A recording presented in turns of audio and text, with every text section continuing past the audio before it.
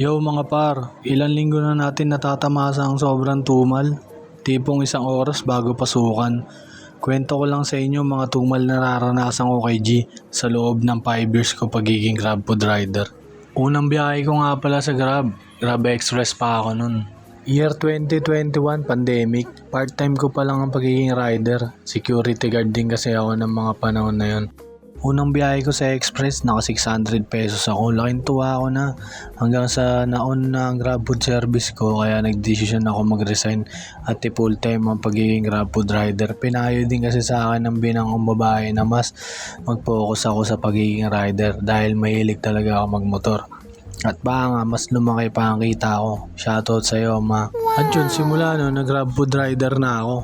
Unang tinambayan ko nga pala kay FC Capitolio. Medyo okay naman sa umpisa. Nung tinumal na ako sa Capitolio, lumipat ako ng Mega Mall.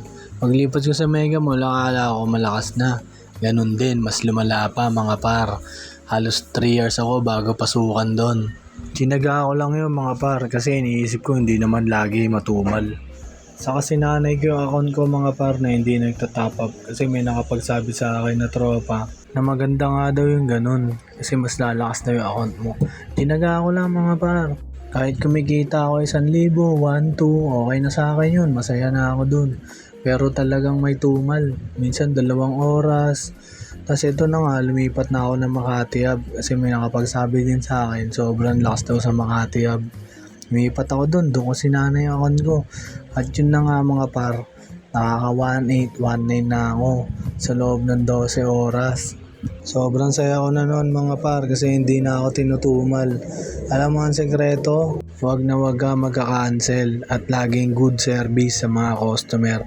Kasi pansin nyo mga paps, minsan mapapaisip ka parang na-deliveran mo na yung CS, diba?